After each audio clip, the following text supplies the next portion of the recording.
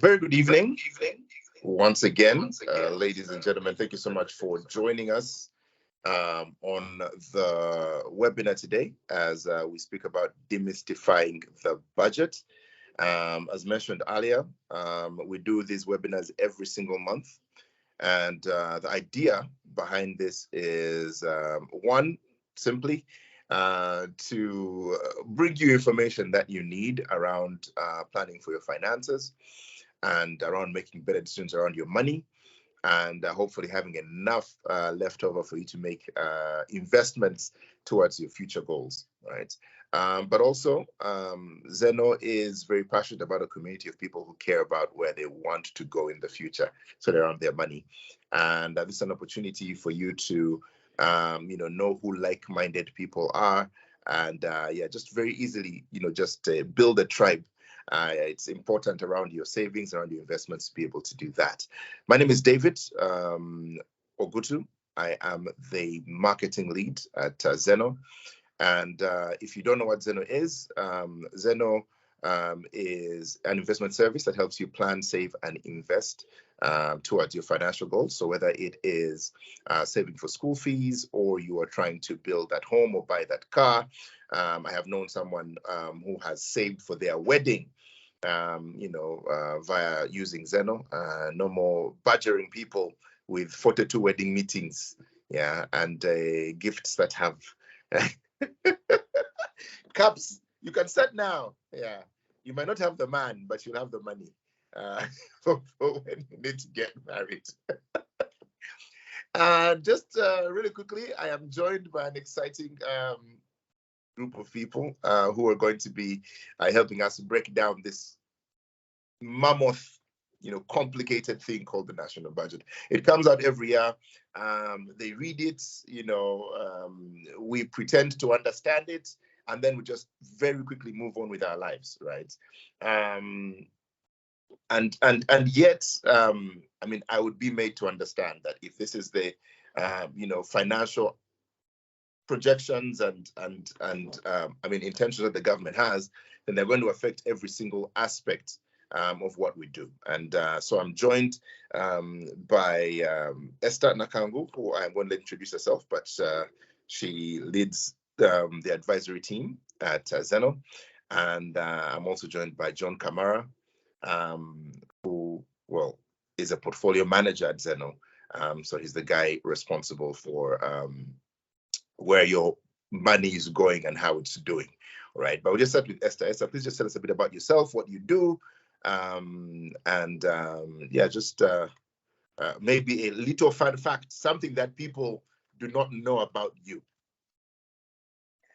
A very good evening. Thank you very much, David. It feels warm here. So thanks for that, David. Very, very good evening, ladies, gentlemen. Thank you for sparing time today. It's a pleasure to have you. My name is Esther Nakangu. I'm a techie. A few things that people don't know about me. I'm a techie that loves to use tech to solve problems. But also I am an aspiring teacher that is excited to teach people how to use their money better.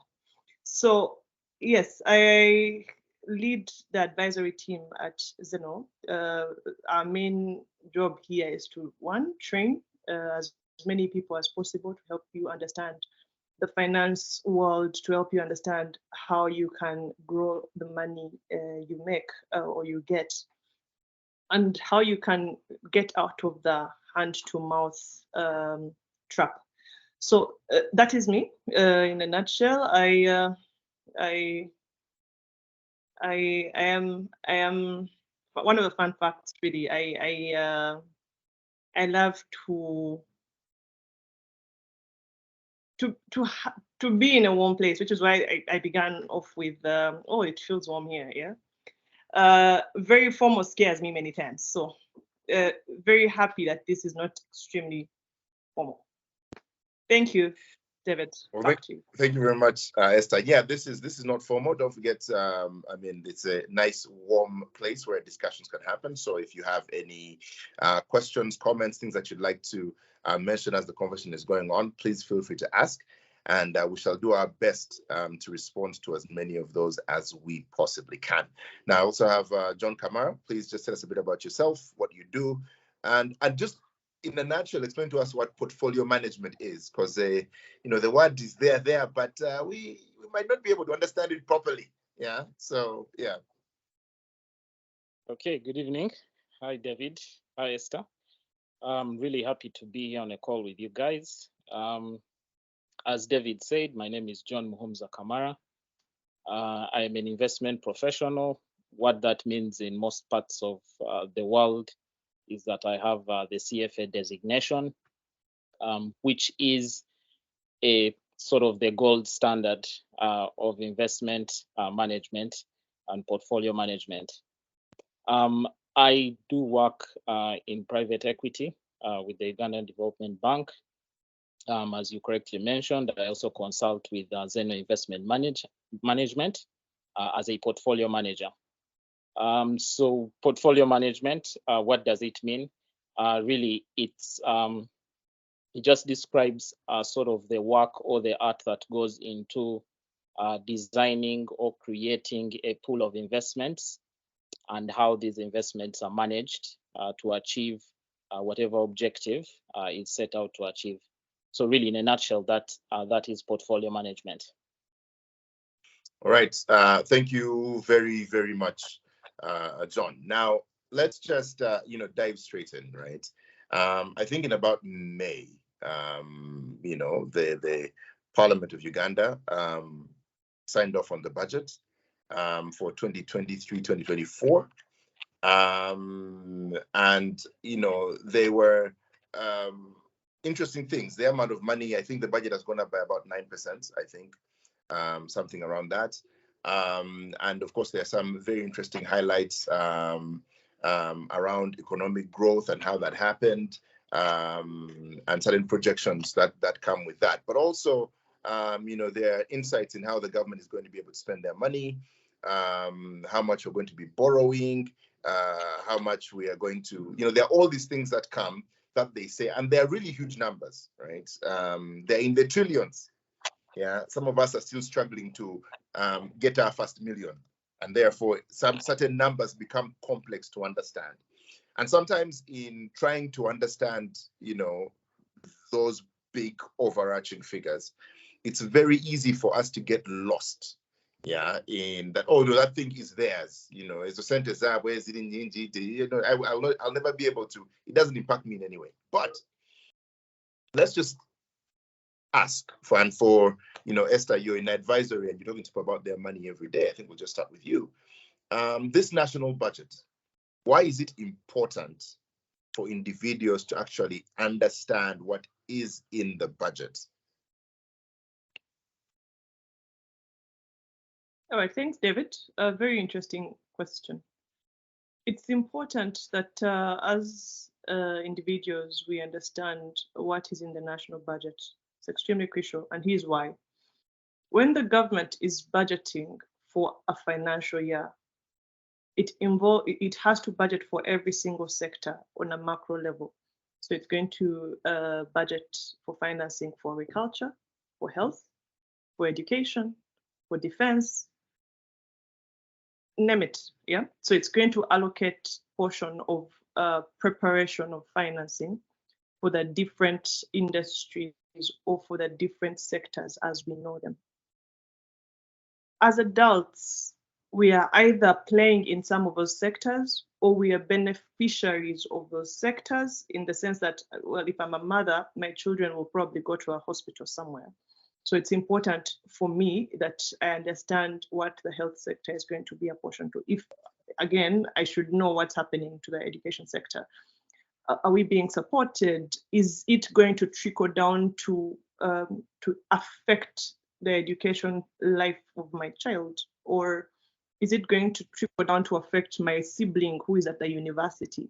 So it's important that if it's agriculture, what portion is allocated to the agriculture sector, and how is it going to trickle down? Is it going to end up at how do I, the farmer, get to benefit from it? But very importantly, the budget is in a way a reflection of what's going to happen to the country's economic growth, or what has happened to the country's economic growth. Now, economic growth has a few portions in there. Yeah, it has personal saving, investment, it has the macro level, government saving and investment, and it has imports and exports in it. So personal saving and investments is you and I and what we put away. Yeah. So at that point, it's extremely important. As an end user, it's important that you understand what allocations have gone where, what the implication of taxes is, to know if your sector is going to be taxed a given way. If you're going to buy a car, what's the picture of taxation you're going to expect? Basically, budgeting is the framework that's going to help us understand the picture of trade, or the picture even of daily life, of financial expenditures that we are going to have to plan for.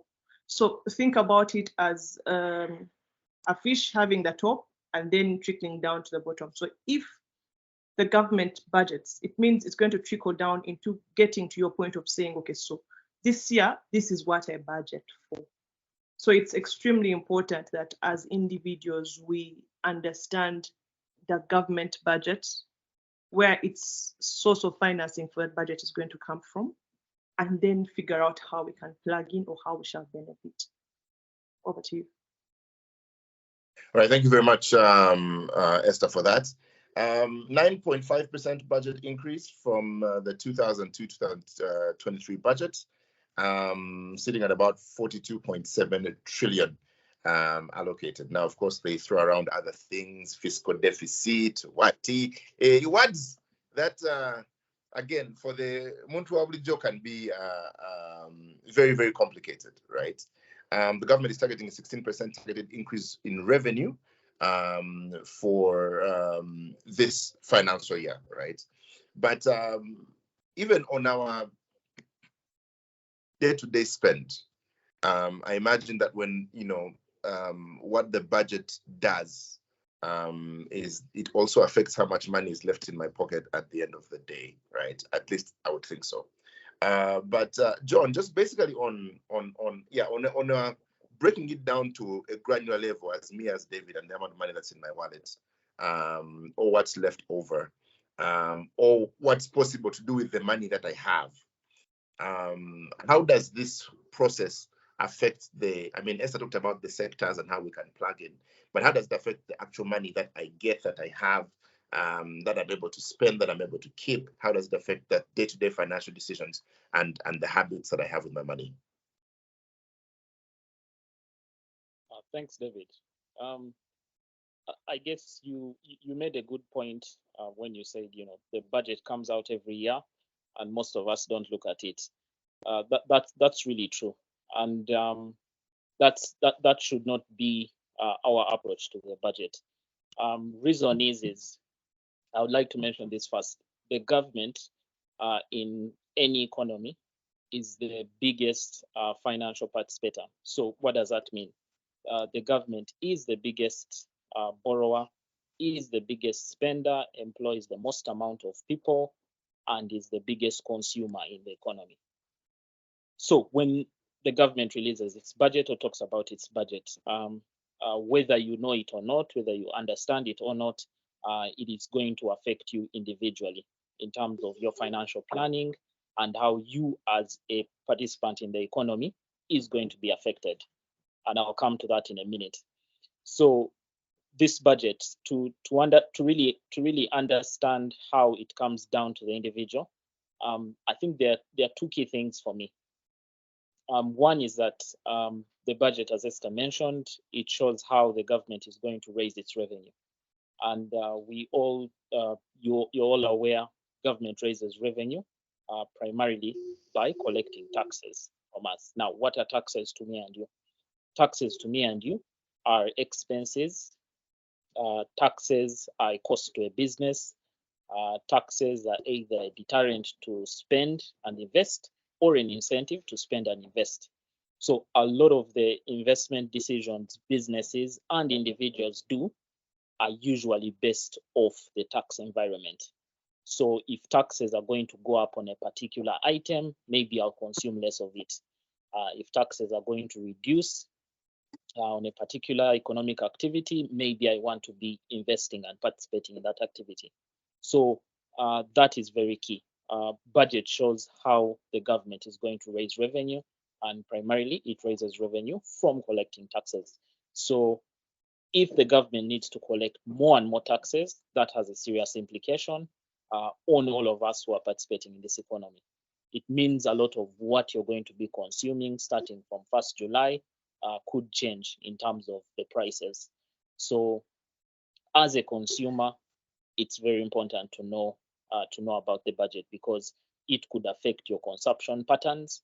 And as you know, if you consume more, probably you're saving less. And that is really where it comes home to an individual. Yeah, that's where it comes home to an individual. Over to you, David. Well, thank you very much for that, John. And I think, if the budget is affecting how much money is left in my pocket at the end of the day, and how much I'm able to spend or put away on things like that, I think it is safe to say that for the next year, or even maybe for a year after this, the budget does affect a sensible chunk of our long-term financial planning. And I think Esther, touched on this a bit, but we'll get back to that at a later time. Just some really quick insights, that came through for the budget. Of course, as I mentioned, it's 42.7 trillion. It's 49% of the budget is going to debt financing. Kamara spoke a bit about, the government borrows and how it borrows. I don't know if, there is something there in terms of if we can see how the government is going to be borrowing and how that's going to affect. I think in the last financial year, there was a bit of an increase in domestic borrowing. I don't know if that's still the case this year, and how certain things kind of affect. I won't get to that in just a bit. But of course, you find that 56% of the budget allocation is going to domestic revenues, and there are things like external financing for grants and loans and stuff like that. So all these taxes and borrowing and subsidies and the stuff that goes into how the government is going to be spending and getting its money. How do those things, and I know you touched on it a bit, but I'd just like you to touch on it again, John.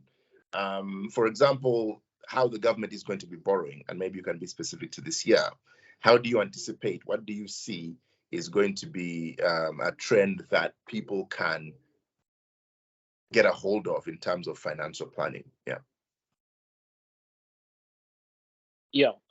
So regards the government's borrowing, that is the second big part of the budget. And the effect is more indirect. Yeah. So that's why I started with the direct effect, which is the taxes. It's much clearer to understand and relate as an individual. But there is a second layer to it. So now, primarily, I said government finances through taxes. However, as you might be aware, taxes are never adequate to fully operationalize the entire budget of the year. You mentioned 52 trillion. Unfortunately, this economy cannot collect 52 trillion of taxes in a 12-month period, and that's just simply a function of the size of the economy, the business is operating in, etc. So where does the balance come from? Usually this comes from borrowing. Now government borrows both domestically and externally. Now domestic borrowing happens through the issuance of government bonds and bills. And now this is where you also start to link that activity of government to individual investors, to financial planning, and to investment management. So government borrowing creates an investment opportunity or vehicle or instrument, because every time government borrows through issuance of bonds and bills, this is domestic. Ideally, what it's doing is borrowing money from the public. So you give money to the government to help fund its budget. It promises to pay back at a certain point in time at a certain interest rate. And interestingly, these instruments through government borrowing constitute a huge part of the financial markets here. And so it does in most countries. So the backbone of financial markets in most economies is government issued debt. So banks buy this government issued debt both for investment purposes and for liquidity purposes, and regulatory as well. Insurance companies invest in government debt. Social security savings is also invested in government debt. Individuals like me and you, we also do invest in government debt, and this gives us a return. So a follow-up question would be, so how is this return determined? How does it increase? How does it decrease? And all these are the mechanics of understanding the budget and how the government works and raises money. So the less it can raise in tax, probably the more it needs to borrow, and the more it needs to borrow, probably it needs to raise interest rates to attract in more money. All things are constant. Of course, bearing in mind that there's several variables that do affect the rate at which government borrows money, hence the rate at which the return we get on our investments. But by and large, that's sort of the push and pull. That's the demand and supply. So the more it needs to borrow money, the less it can finance its budget from core sources like tax revenues. Then the more it needs to borrow, and probably you're going to have higher interest rates. So, to get perspective of this, you could look at, say, 4 or 5 economies, see what the interest rates are, and look at their budgets. So a country that's more comfortable to finance from taxes probably would need to borrow less. And that is the indirect link that comes down to financial planning and investment management, because the government's debt is a co-investment option for all of us. Yeah. Over to you, David. So thank you very much, John. And Esther, I'm coming to you with this because again, there's that big picture level, right? But every day, the rest of us are just trying to, move our money through time to help us afford retirement or university for our kids, or an unforeseen healthcare expense, right? But there are decisions that are being made in rooms that we are not in that are going to affect all those things, right? And how we plan for them. And so, if someone is out there and they're trying to evaluate their goals for the next 12 months, around, okay, how am I going to plan for my next 12 months, my long-term financial planning, around the things that are, retirement, education, healthcare, what kind of advice would you give that person, especially now that they have information on how they anticipate that things are going to flow? Very interesting question. That question has 2 parts, right? There's the part of the opportunity, and I'll allude to John's submission. Because government has that indirect part that he talked about of debt, and it is increasingly bending towards the domestic debt, and also given that the financial markets predominantly have bonds and T-bills, government debt through the central bank, it's important that as individuals we take that opportunity up and position ourselves to partake of that opportunity. Here's how. If the government needs to attract money, financing, and it, for example, issues a bond that has a yield or an expected return of 16% gross. As an individual, I would look around and try to see if I can find another relatively safe investment which will not need me to lift a finger or to employ a worker to deploy some kind of salary to, to that worker while I'm doing my day job, or for me to quit my job and then have one fully managed. Am I able to get another investment that will help, that will give me that kind of return seamlessly and relatively consistently?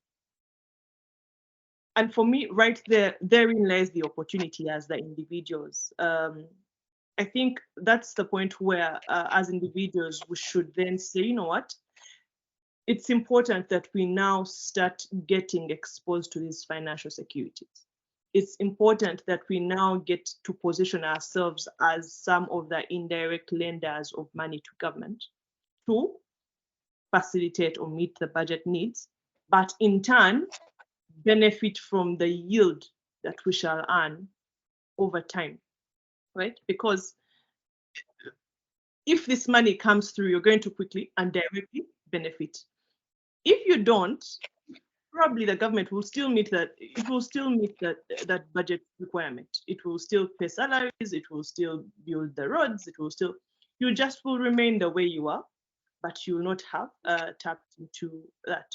That's the first part, which for me becomes a big opportunity. The second part alludes to your direct question, which was how, as an individual, do I then start to focus my targets, my child's health, and things like that.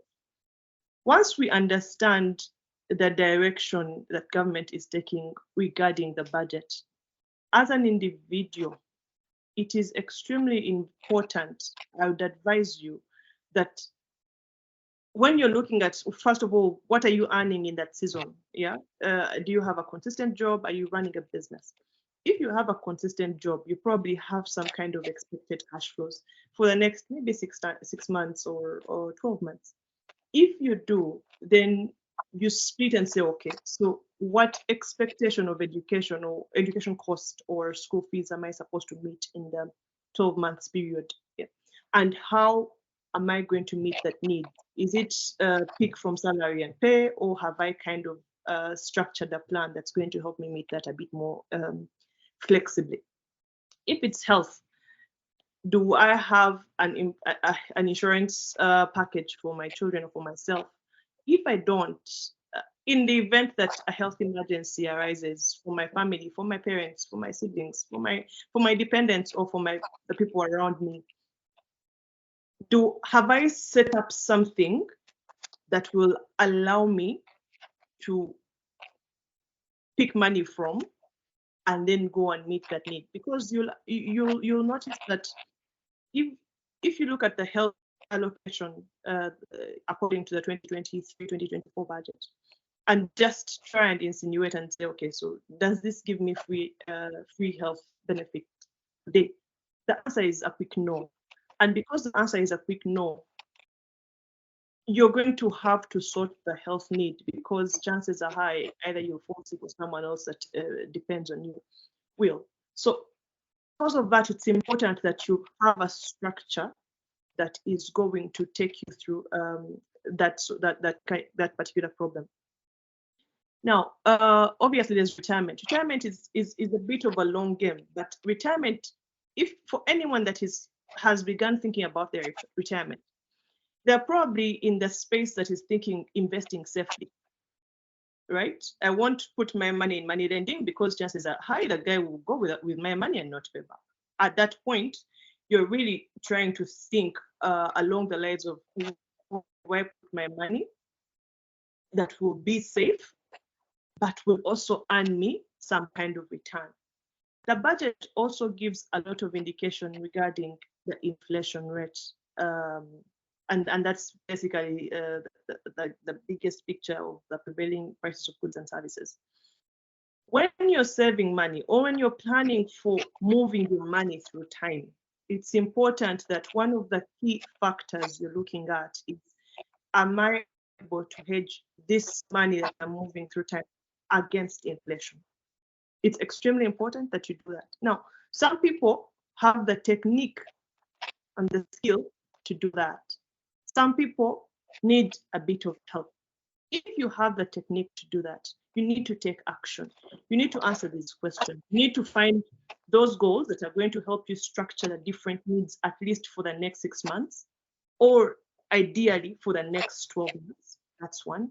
Two, you need to find a way to map yourself or position yourself in line with the government debt. If government is issuing a bond or trying to borrow from local channels, which is us really, you need to be able to position yourself to say, okay, let me lend to government through these structures so that I'm able to benefit from getting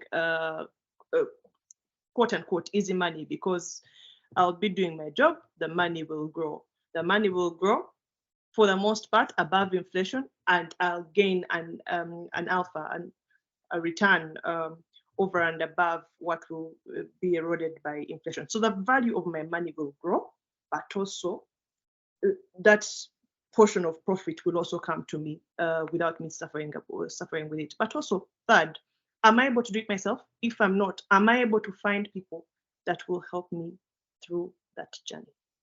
That's, for me, is what I would advise the individuals in line with the budget. Back to you, David. Okay, so let's speak about the options, because we've spoken a lot about, lending to government and the opportunities that exist there, right? But also you start to know that you hear there, 10-year bonds, 20-year bonds, all those things being issued here and there. Some of them might have, slightly different interest from the rest. Can you just, Kamara, just explain to us, because we've touched on them a bit, but just break down the instruments that exist with the government and how people, Esther mentioned that, there are opportunities for people to get them, right? And how people can be able to tap into these instruments in order to, to achieve their financial goals. But also, externally, does the budget and how our government is planning to work give us an indication of what, because the world is opening up, we are finding places to put our money that is just not the country and the local market. What is there something that we should be looking at? Does this have any effect on anything that's external? And are there any opportunities that we might be able to also take advantage of in that regard?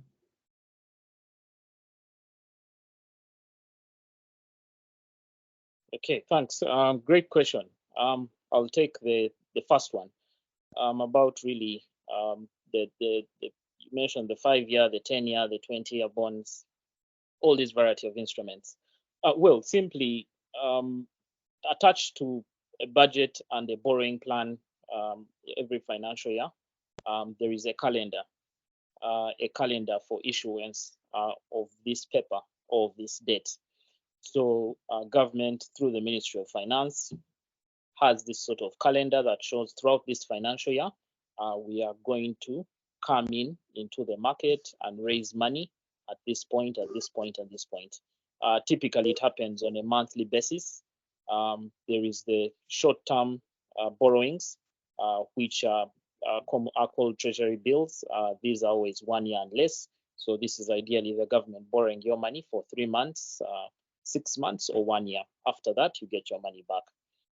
Then there is the longer term borrowings or the longer term bonds in the case of from the perspective of the investor. These stretch from 2 years all the way to 20 years. So reason government does this, obviously, you now have to look at it from a point of the borrower. Government is the borrower. So it wants to spread out its borrowings over time. Does not want to, could probably get in a fix if it had to repay all these loans. These are technically loans at one point in time. So for their own financial planning, they spread it out. And obviously government being a big a big financial player, a trusted player, a strong financial player in the market. I mean, it can borrow money even for 20 years. There is appetite for that.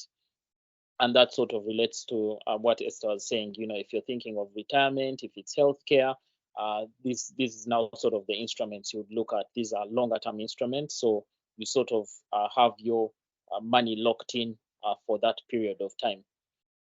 Yeah, so that's really about the instruments, the different instruments. They range from as short as 3 months all the way to 20 years.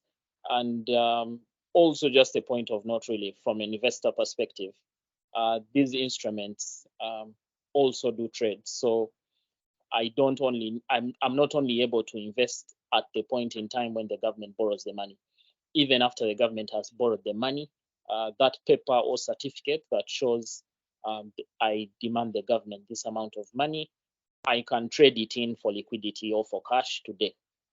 Yeah, so this shows you there's several different ways and points in time you can invest in this variety of instruments. So they are issued all year round. Sometimes they are reissued, the same sort of paper or bond is reissued. So the market is continuous. It opens every day. Government issues additional paper or borrows additional money every other month.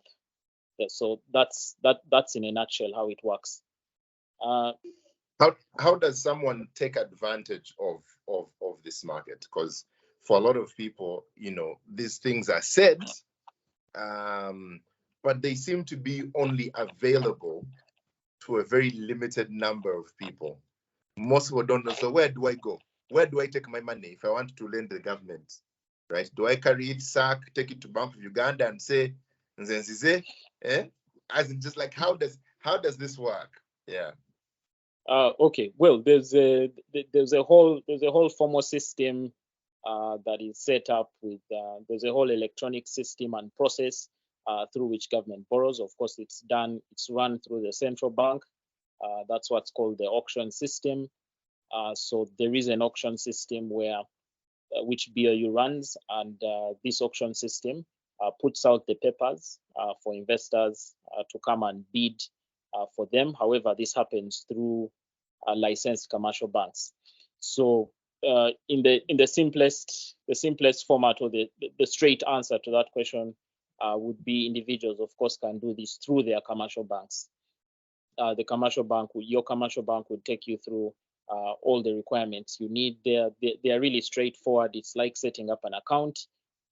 What you have to do is set up the account, have the money, then put in a written instruction to invest or to buy some of these bonds.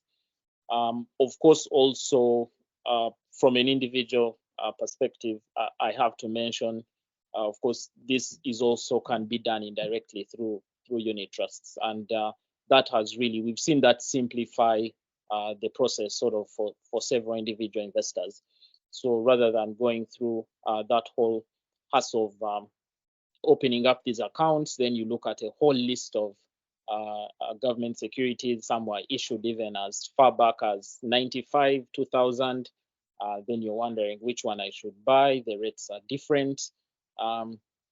For an average investor, sometimes this may not make much sense.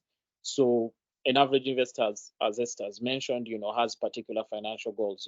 They want to take their kid to school, they need to retire, they're thinking of medical bills. So their question on their mind is, how can I invest and get a return to sort these things out? So of course, unit trusts have really helped sort of solve that puzzle you're talking about of how do I invest. Yeah, so unit trusts ideally have these securities behind them, and the job of the portfolio manager and portfolio investment really is to select these securities appropriately, have them in the unit trust, and then anyone who owns the part of the unit trust or invests in the unit trust is able to get the benefits of holding these securities directly. So really, in a nutshell, that is it. All right. Thank you very much for that, for that, John. You spoke about unit trusts and them being are really important driver. First of all, can we be thankful that there was that shake-up where everyone was like, there's like a tax coming, what, new budget? And luckily for us, they were, calm heads prevailed, right? And people's money in unit trusts is still not being taxed, right? Essentially. But let us speak about Zeno, and this will go to Esther.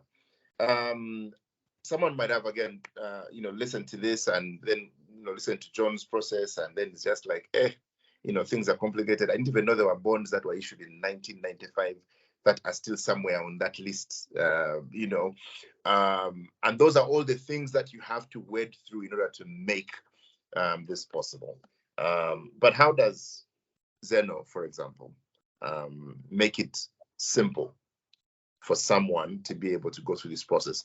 And of course, just before Esther gets to that answer, don't forget, if you have questions, you can just put them in the chat, and we're going to get to those and answer as many of those questions as we possibly can.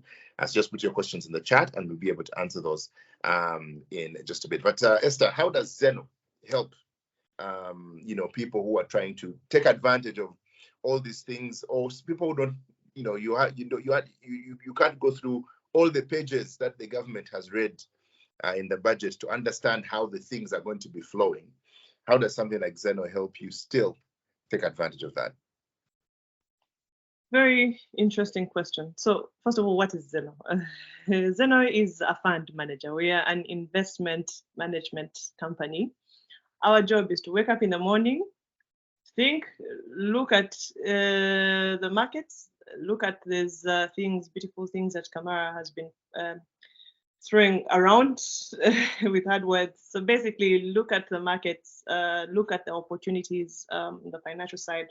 What bonds are there in that bucket that has 1995 issued bonds, 2000 issued bonds, 2022 issued bonds, 2018 issued bonds with different threats, different time horizons?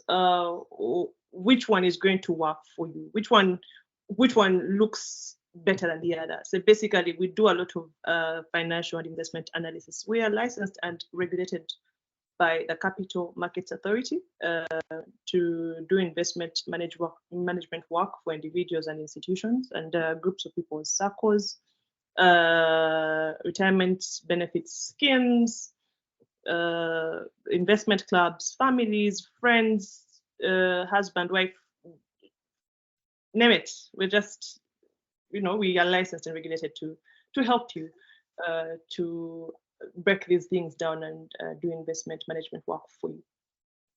Like Kamara was mentioning, you'd have to go through a given process if you're going directly to get exposed to these financial securities. What does Zeno do, and how does it help you?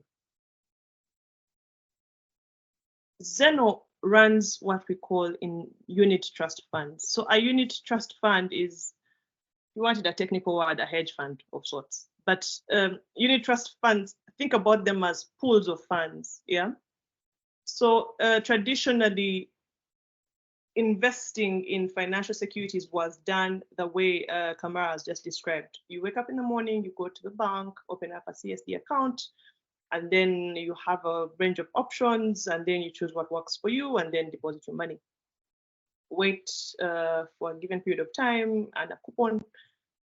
Basically, there was a bit of work to do, right? But also, because it sounded a bit complex and there was not enough information around it, and in Africa, we are still, for lack of a better way to put it, humble people. If something sounds too complicated, we leave it alone, yeah? Because of that, and also coupled with the fact that growing up, we were taught saving, save. It didn't come naturally for many of us to get exposed to these securities or even to these opportunities. Now, how Zeno comes in. Those opportunities were left for only a few who know or who heard about them either from boardrooms or high up in the sky offices. right? But the muntu wants the everyday person trying to survive would not have access to that information. For a big chance, they would not even afford it. So Zeno comes in, creates these things called unit trusts. We run 4 unit trusts. We run the money market fund, we run the bond fund, we run the domestic equity fund, and the regional equity fund. Now, these funds are, like I said earlier, pools, right? Because they are pools, different people, different individuals or different groups of people are able to come and invest in these pools with relatively low, from as low as 10,000 shillings, you're able to invest in the pool, and you can go as high up as you would like to. Now, this gives anyone and everyone the opportunity to expose themselves to the financial assets or the financial securities that go to government to support the budget. What then Zeno does for you is we take away the burden of you trying to understand what asset is going to benefit you how. Yeah, we take that the burden away. We do the analysis, we understand what's available, we understand what works for you. What's important for us is to understand you as a client or you as an individual. What risk are you willing to take? What risk are you able to take? And very importantly, what are you trying to achieve? Because this saving and investment game is extremely useful if you have a target in mind. I'll give an example. And I'll go back to one of the earlier scenarios we alluded to. If I want to target working towards the school fees planning for my children, and I earn a salary every 30th of the month, is this salary sufficient? If I know that my kids will go back to school next month, is this salary going to be sufficient to pay off the school fees, but also get the supplies, the shopping that we need to do for children to go back? Is it sufficient? If it is not, am I able to put away money slowly to a place? It grows in the meantime. As and when I'm ready to make this spend, this money is available. It has grown. It has been invested in these securities without me lifting a finger, and it has grown. So that's what Zeno does for you. Zeno gives you a very easy way to invest money. We call it the goal-based investing approach, where we sit with you, understand what your plan is, what are you trying to achieve, help you set your target, understand what time frame you're working with. If you want to achieve the target in 2 years or 1 year or 6 months or 12 years, whatever it is you would like to achieve the target in, and then get to understand your risk constraints. There are people that are in their 20s getting into the exposures of life, very excited to take on risk. They're just starting to earn and they're happy. Those people are usually more willing to take risk, right, than a person who's probably at 55 looking very closely at their retirement package. How will I sustain my life if I get out of this job? Now, the way you invest for those two people is extremely different. The one that is 25 and is willing to take on risk is probably going to get exposed to a little more risky financial assets or instruments. And the one that is closing in on their retirement age is a bit keen on exposing their income or their saving or their investment to unnecessary risk because they don't have that much time to play with their money. They want the money to grow a bit consistently so that they are able to have a retirement package as and when the time comes. So we understand how willing you are to take risk and also how able you are to take risk. Once we ascertain your risk profile, we then recommend a diversified investment portfolio for you. Diversified is important because putting your eggs in one basket has never been a good idea. The basket can fall, some chap can just still want the basket, anything can happen to the basket. But if the eggs are split across 3-4 baskets, even 2, and one basket is robbed, you still have a lot of eggs left. So we use what we call a diversified investing approach, where your money is usually split across at least 2 portfolios. so that if you wanted that money earlier than you had suspected, you have access to the money. And that's where Kamara's liquidity aspect that he alluded to earlier comes in. So it's important that as a portfolio managers are planning to invest your money and looking at the investment instruments that are available, they have to plan for the provision of liquidity, right? So these investment vehicles, back to them, that Zeno helps to invest in are currently tax exempt. This means that if you invest your money, no matter how little, in these instruments, the return you attract is going to be exempted from tax. The spirit behind that was that, you know, people didn't know about unit trusts. People didn't know about the possibilities of investing in these financial securities. A few people that knew probably had relatively big bags of money, but they were not able to supply the need that government had for local debt.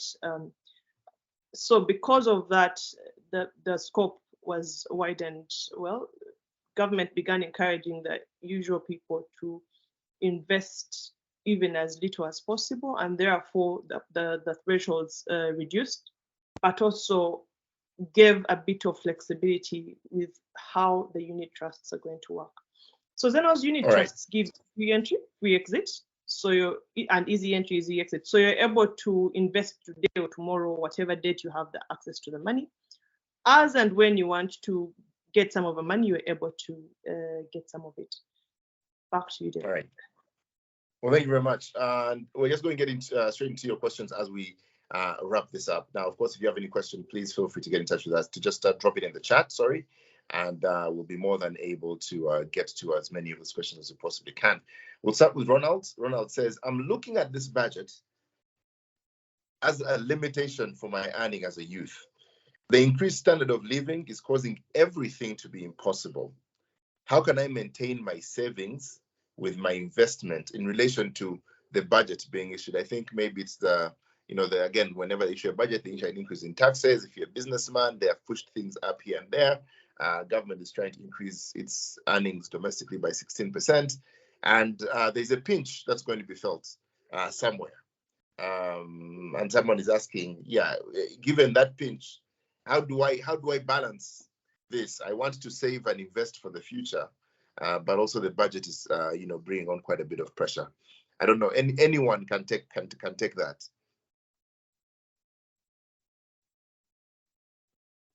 Okay, thanks, David. I'll touch on that a bit, and if Esther wants to add on, she can jump in. Thanks, Ronald, for that question. That I mean is what you've just said describes the concern we mentioned about why everyone or individuals in the business community or even salary workers should really be concerned with, these implications of the budget. Rightly, as you said, every time the budget comes out, the tax laws are amended, and you can find extra taxes on certain things that are affecting you personally. Could be your business or could be your personal income. So, I mean, there is no easy way to do this. What I would, sort of recommend or pass out to you is that, this is the whole importance of financial planning that Esther was trying to, elaborate to at length. This speaks to the aspect that we need to be aware that when we can save more or invest more than we need to at a particular time, it's always good to do so, because these are the ups and downs that come with business, with economy, and even with investing. So there is nothing in your control to do if you are in the business of selling, say, second-hand clothes, and government increases tax on that. That obviously reduces your income, reduces how much you can save. So in terms of practicality, all you can really do is readjust your financial plan. Now probably you may not be able to save and invest as much as you used to previously, but it's important that you make the adjustment. Yes, it may lower how much you're able to save and invest currently, but you have to sort of address the situation as it is. If the current taxes suggest you aren't able to make as much money as you used to, probably that affects you negatively, and you need to revise your planning. But more important, think of it, think of the scope throughout time. Don't think of it as now this financial year. There is next financial year, there will be the next financial year, there will be the next financial year. What will you do if that situation continues? What will you do if it improves, if it worsens? So this is the whole essence of planning and, looking at everything holistically, where are you invested? What are you investing for? How much can you save? How much can you invest? Believe me, that problem is shared among almost everyone who's trying to invest. Isn't there a value then in, again, being able to invest and having it reduce a bit of that pinch that comes with that? Because again, for a lot of us, the natural thing is when stuff like that starts to happen, then we most likely will cut back on our spending, on our saving, and not so much on our spending. And yet maybe there is a case to be made for just investing and continuing to do that as an avenue for it to just sort of cut that crunch. Esther, what do you think? Thanks, David. Like Kamara said, this is what we're all facing. So here's what I'd advise. One, you've said you're a youth.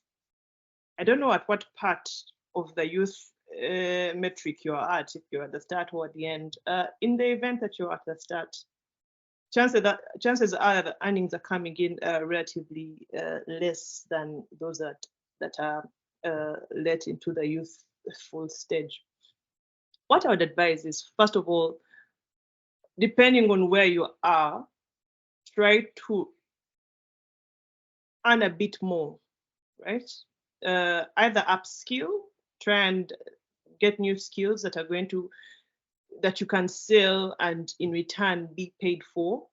Or if you're in business, try to maybe leverage on technology to reduce on your cost of running the business. If probably you're renting some space where you're putting your stuff, try to go a bit digital to reduce on the cost of real estate that you'll have to meet every month. I'm here thinking that maybe you have cost of renting that has gone up because some taxes somewhere have gone up, and therefore because the rental tax has gone up, the landlord is saying you must up the tax, and therefore the cost on you becomes such a strain.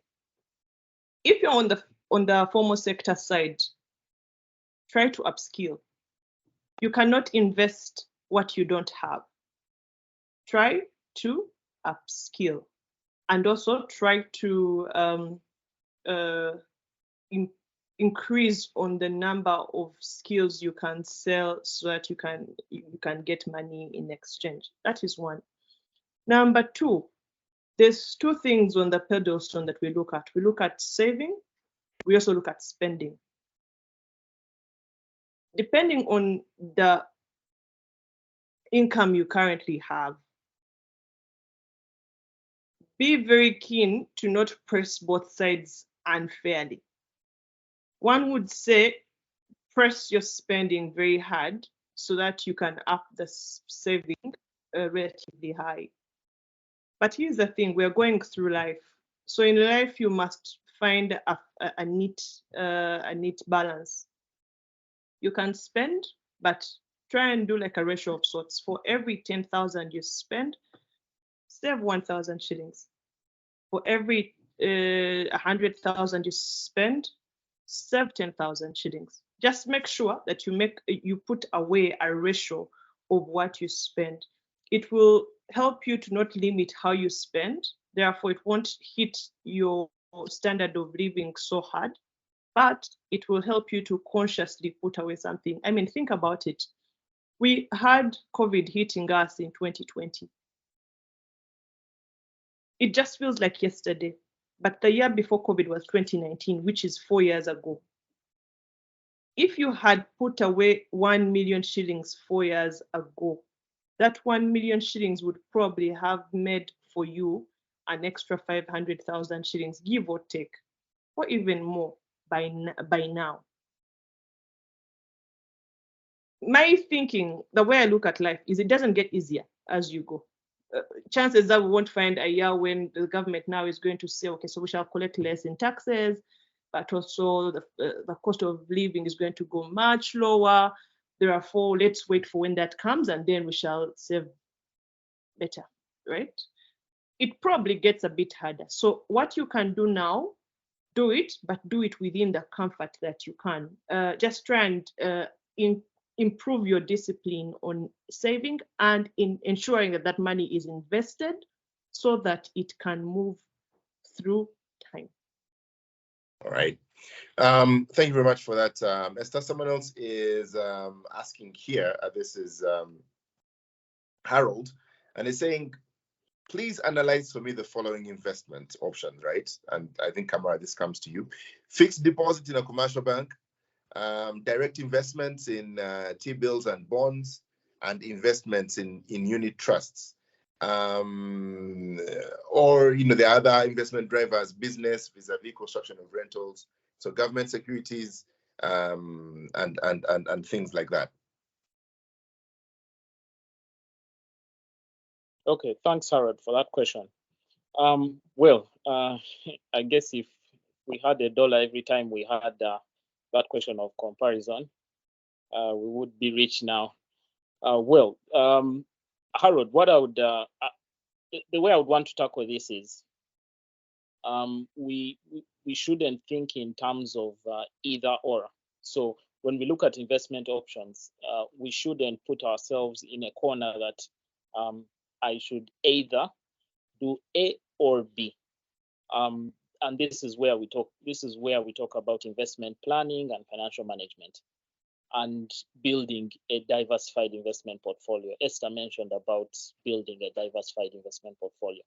So the considerations for looking at and analyzing all those investments, of course, begins with what's the potential return from all of them, what's the potential risk from all of them, and how much, what financial goal am I trying to achieve, what investment return am I comfortable with, and then a portfolio is assembled from all those various instruments which you don't. And that is the whole aspect of portfolio management. You do not need to have either or. But that said, just to run through quickly, really, fixed deposit every investment has a double side. So I'm going to give you the double sides, and that's something you have to ponder on and weigh the options. Fixed deposit has almost zero risk, is fixed for a particular time. It is not volatile. The return that the bank says they'll give you is the return you will get, but usually that return is relatively low, all factors constant. Then when you move to treasury bills and bonds, the return is relatively higher compared to a fixed deposit.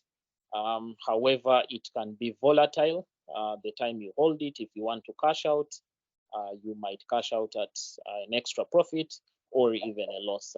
That's possible. Moving over to real estate, you mentioned something about rentals and real estate. This also has the aspect of the value is held fairly well. Real estate is historically known to sort of move with inflation. So real estate provides you a return via rental income, and this rental income is expected to grow with inflation. Now, there are, of course, several variables: which real estate, where is it located, what segment of the market is it, and so forth. So the yields could vary with the different real estate. It's hardly standardized at all. Just like the fixed deposits, for example, we have 25, 23 licensed commercial banks. We have the credit institutions. They all offer fixed deposit rates. They all offer fixed deposits. The rates are going to be different. The terms are slightly varying. So again, there are all these moving variables. So you have to consider all these factors. So same with real estate. It's known to be relatively stable in terms of volatility. It's not likely that you have a property earning 1 million in rent and all of a sudden the only rent offer is 600,000. That's not likely. So it has a bit of stability. So, nutshell, those are the considerations you have to look at. But all investments usually have the return they offer. There is a corresponding constraint or risk attached to it, and that is why investment planning and portfolio management is sort of a good way to think about these things. Yeah. All right. Thank you very much. Harold goes on to ask: is the tax exemption factor for unit trusts a key element? Isn't Zeno taxed on the returns from investment in government securities and all the other investments and equities and things like that? I guess I won't come back to you, Kamara, for this one. We rejoiced when there was the exemption, when it stayed, especially for us individuals who have our money in unit trusts. But I mean, how big is big in this thing, and how important is it? Yeah, thanks again, Harold. Yes, true. The tax exemption is a very important element because the interest income, the returns that the unit trust funds earn isn't subject to the tax that you pay if you own these assets directly. So this is why this explains some of the popularity of unit trusts. The return has been really, I would say, competitive. And one of the reasons it remains competitive is it has this sort of tax advantage. If you pull investments together in a unit trust and invest them, you bypass the taxes that would come off that income. And remember, for unit trust, any interest that's earned, all these returns flow down to the owners of the units in the unit trust or the holders of the units. So the benefit flows direct. So yes, it is a big factor in investing in unit trusts. All right, thank you very much. Esther, someone says, thank you so much for the webinar. May you guide me on how one can balance and manage debt and investment. We are an economy that's over borrowed. The house, the car, the wedding, the what, everything. Tomatoes, bread, we are running away from Mama Mboga in the market. We don't know how to see us. And then on the other hand, we have to think about our future and how it plays out. So yes, someone asks, how can you balance and manage debt and investment? Thanks. A very interesting question there, Museba. It depends on what point you're at. 1, 2, it depends. What are you borrowing for, and what are you investing for?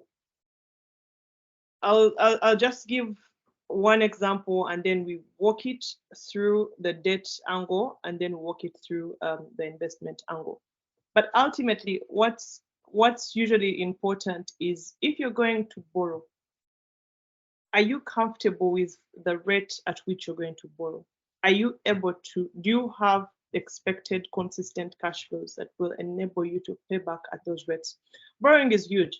There is borrowing in a commercial bank, which will give you a given rate of return that you're going to pay back at. There is borrowing from a money lender, where they'll tell you that it's 15% per month. If you default this month, it's 15% of whatever else, or it just keeps growing. So how sustainable is the debt instrument that you're going for? If you're already at the point where you need to borrow, then this might be a different conversation. But if you're at the point where you're trying to figure out, should I go the borrowing way, should I go the lending, should I go the investing way? What I would suggest, 1, if it's for consumption, if you're trying to spend, if you're going to spend the money you want to borrow, and you have the option of investing towards it, I would suggest that the safer option is to invest towards that particular target, or that particular goal that you're trying to achieve. Because in the long term, borrowing for that would be quite more costly than investing towards it. I'm going to just get a quick loan calculator just here from a commercial bank, and then quickly put in numbers so that we don't just keep putting around heavy words. If I borrowed 10 million shillings,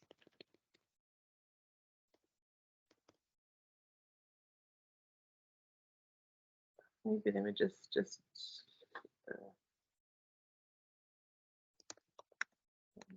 calculator from Centenary Bank.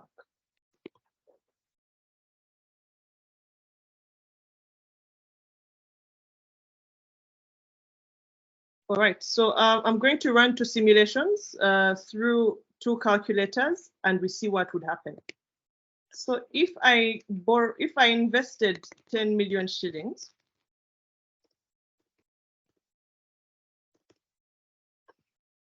over 10 years, what would happen? Please allow me to share my screen so that we can all follow. I'm not too sure if that's possible, but I'm going to try. Okay, there we go.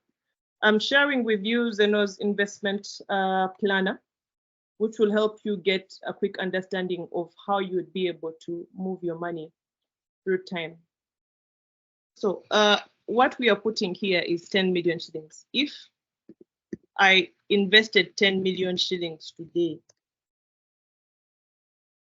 at the lowest risk tolerance, remember the risk tolerance conversation I had, and Zeno invested it 80% of it in bonds and 20% of it in the shorter term instruments and money markets, what would happen?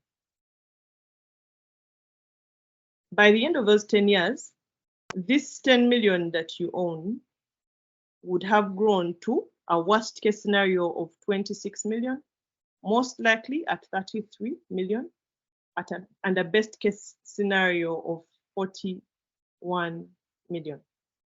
That's one scenario. If you said that every month you're going to squeeze hard and invest 100,000 shillings for the next 10 years, what would happen? Today, you put away 100,000 shillings, and for the next 10 years, every single month, you put away 100,000 shillings. By the end of those 10 years, you'd have put away 12,100,000 shillings. Worst case, you have a portfolio value. The money that belongs to you would be about 20,281,000 shillings. Most likely, it would be 23,333,000 shillings. The best case would be 26,957,000 shillings. So this is if you chose to slowly work towards getting 12 million put away somewhere. Now I'm going to share a screen that shows you what would happen if you chose to borrow this money.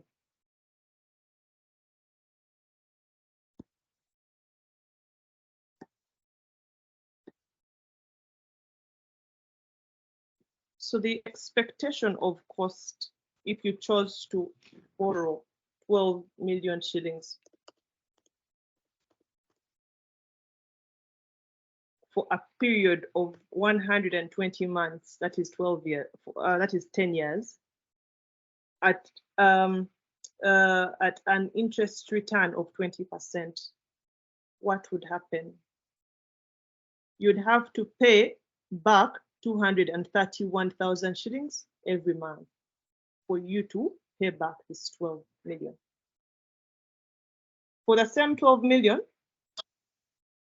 on the Zeno planner that you saw, you were putting away 100,000 shillings every month. But now, because you're the one on the short end of the stick, you're now the one paying, you're going to pay more than double every month to meet that same 12 million need. So now, again, I push the ball back to you, the individual. What would you rather do given the circumstance that you're undergoing at that point? Back to you, David. Well, Thank you very much, Esther, for that context. At least it helps us understand at a granular level, how these things really do affect us. And we are running out of time, so we're going to, have these questions go through very quickly. Someone says, thanks, Zeno, for this webinar. It's a mouthful, thanks. So according to Mr. Kamara, between the T-bonds and the unit trust funds, which one is a way better and easy for an average Ugandan? All I got is that the process for T-bonds and T-bills is long. So do the bonds and unit trusts earn the same interest in the long run? Say I put my 1 million shillings in 2 portfolios. What will happen at the end of 10 years for each of these things? So I don't know if the question is clear, John. Yes, it's clear. So again, I'll go to the similar to what Harold asked. This is about comparison. So you have the option of investing in a unit trust or putting the same money in a government bond. So if you put it in the unit trust, the advantage you're going to get is you get a fairly competitive rate, but you'll also be able to access some of this money, part of it, or all of it as and when you need it. Now, the flip side with having it in, say, a 10-year bond, if you want to take part of this money out or all of it out, you're going to have to sell this bond into the market. And as you know, selling any product in the market, it's subject to market prices. So for mechanics, I don't want to get into now, bond prices move up and down. So you could sell that bond at a price that leads you to lose some money or earn less interest than you had anticipated. So for an average individual, I would definitely recommend a unit trust, because it gives you the optionality to cash in part of that investment or all of that investment, as you know what happens to individuals with life. You get emergencies, you get challenges, so things could happen. So the need for that liquidity is also quite important, and experience shows for individuals that is very paramount, the need for liquidity as and when. So I think it's a best of both worlds. It balances liquidity and return. However, theoretically, if you look at a 20-year bond, you'll see it paying more interest than a unit trust. But going in the 20-year bond, the question you have to ask, are you going to wait for those 20 years to earn that full return without touching the investment, without changing anything in your investment plan, which by experience is very unlikely. Over to you, David. Right. All right. Harold asks again, thanks, Esther, for the simulation. How do I factor in inflation to ensure that I maintain the value of my money? Esther. So the central bank, Harold, the central bank usually puts out to the public the numbers of inflation at a given point, but also in budgets, budget readings, and other major events, the inflation that has hit the year over the past 12 months is disclosed and documented. So as and when you're going to hear numbers going around, inflation is at 3%, is at 6%, it's skyrocketing, etc. Now, because of that, you need to make sure you target a return on an investment that should be higher than that number that you've had them say. And that's how you can target to be above inflation. If, according to the central bank website, prevailing inflation is at 6%, just make sure that the return on investment that you're going to make is 10%, 9%, whatever it is. Just try to make sure you are above that number that the central bank has disclosed in its various channels. All right. David.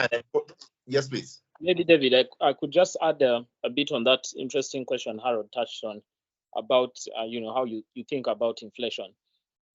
Again, this is the work of studying investments. Now, investment returns in several of the asset classes, for example, you mentioned the treasury bills, the fixed deposits, the real estate.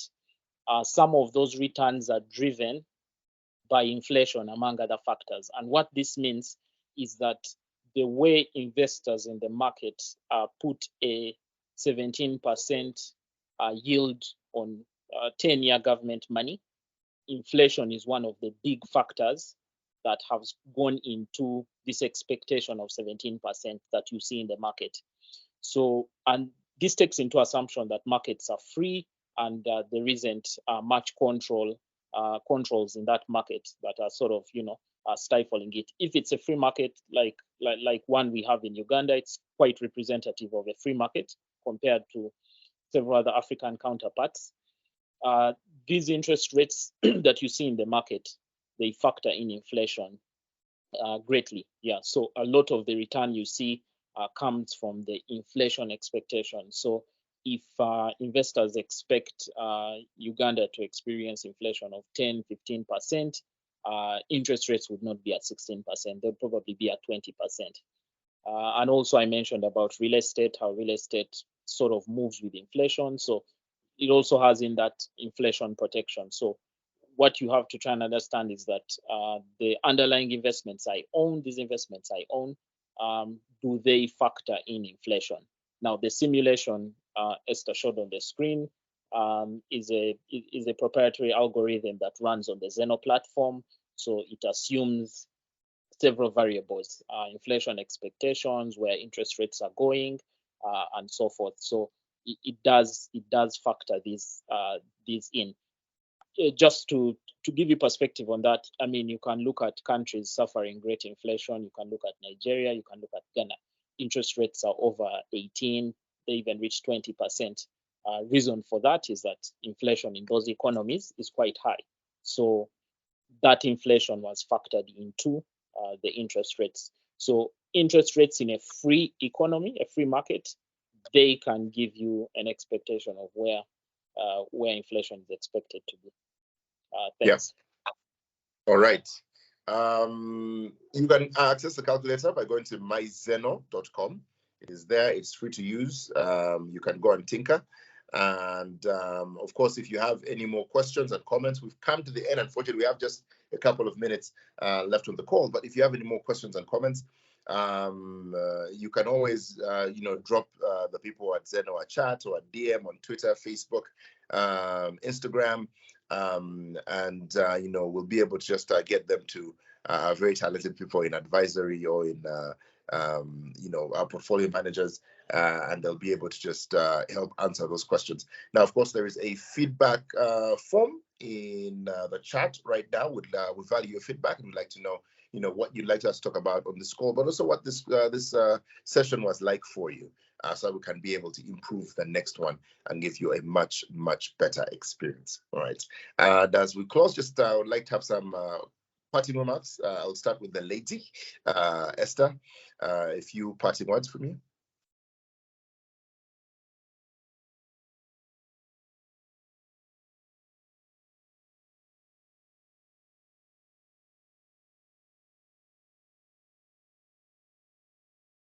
Esther, I think your mic is muted. All right, I think if Esther is still trying to sort out a technical difficulty, we can go with you, John, and then we'll get back to Esther. Okay, great. Thanks, David, for running the call. Thanks, participants. This has been great. Parting shots is that the budget is important. Reason the national budget is important for you to know is because government, as we've said, is the biggest player in the economy. It's the biggest borrower, it's the biggest spender, it's the biggest employer.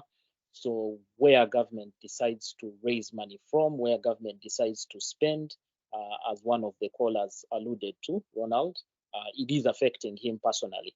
He's not able to save as much. So this is the practicality of the national budget for individual investing. That would be my parting shot. Thanks, David. Well, thank you very much. Esther, your parting shots? Thanks, David. Sorry, I went off for a minute. My parting shots. Let's try and understand this from an individual perspective. Where are you at in your life? What needs do you have? What needs are pressing on your income? Is it family? Is it you trying to achieve wealth? Is it you trying to struggle every time an emergency hits on your end? Try and create a target or a goal that can help you achieve some kind of sanity in regards to meeting these needs.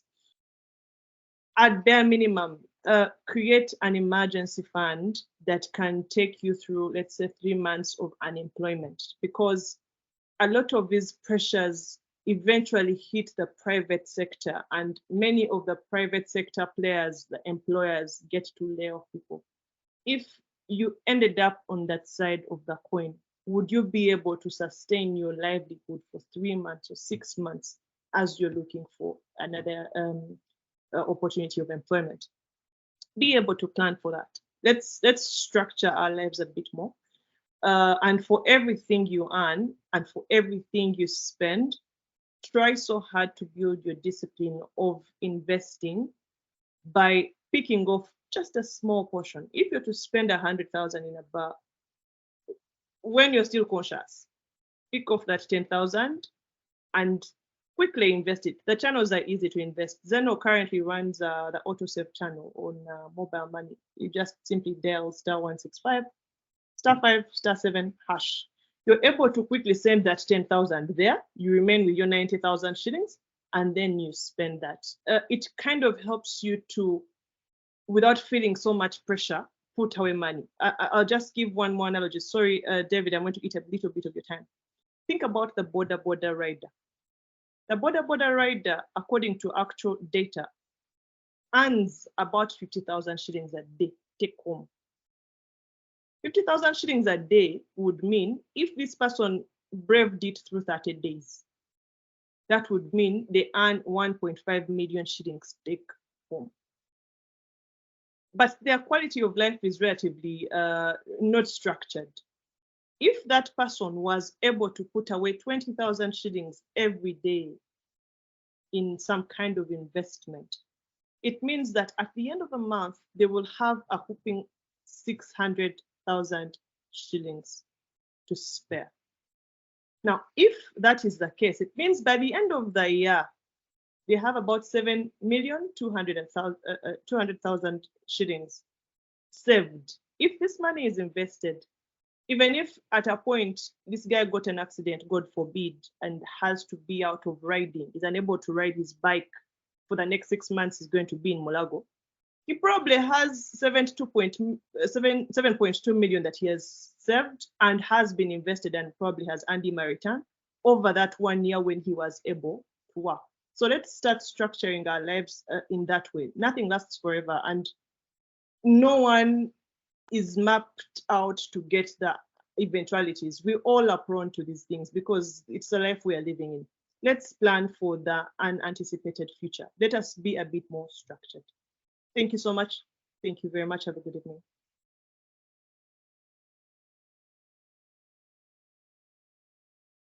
David, you're muted.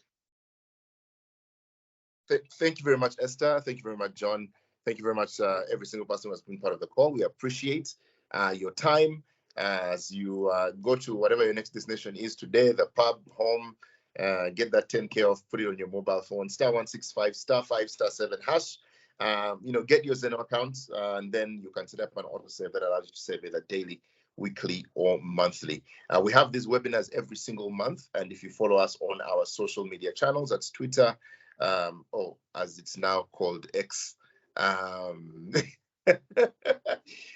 Facebook, Instagram, or LinkedIn, you'll be able to see the date for the next webinar, what we'll be talking about.